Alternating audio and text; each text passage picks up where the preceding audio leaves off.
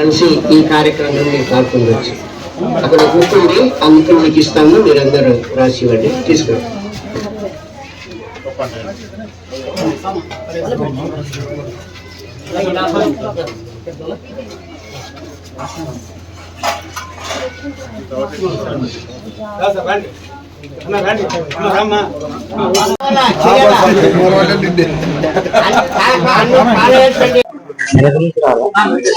ఇక్కడికి వచ్చేసినటువంటి మనందరికి కూడా జీవన్ జ్యోతి ఆశ్రమం తరఫున మా శుభావందనాలు తెలియజేస్తున్నా.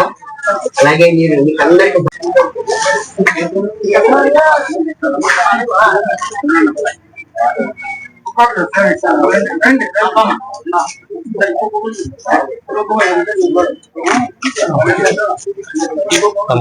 సందర్భంగా మా శ్రీనివాస అన్న ఆచారి నన్ను ఇక్కడ ఆహ్వానించడం జరిగింది.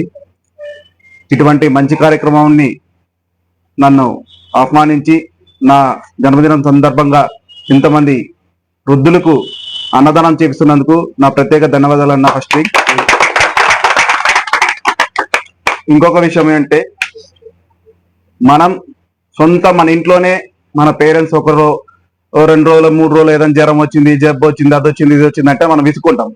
అలాంటిది 25 సంవత్సరాలుగా మన ఫాదర్ గారు ఈ మహత్మైన కార్యక్రమం చేస్తున్నారంటే ఆయన లాంటి గొప్ప మనిషికి ఫస్ట్ చేతులు జోడించి నమస్కారం చెప్తున్నాం సార్. మనం 1 రోజు 2 రోజులు చూసుకోవాలంటేనే మన చేత కాదు. జనరల్గా మాట్లాడుతున్నాను, వాస్తవాలు మాట్లాడుతున్నాను.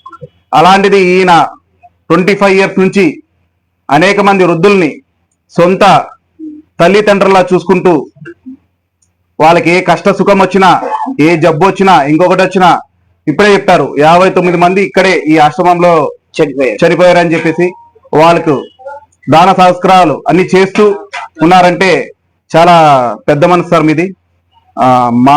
నా తరపున ఇక్కడికి వచ్చిన వాళ్ళందరి తరపున మీకు ప్రత్యేక ధన్యవాదాలు తెలుపుతున్నాం సార్. Thank you.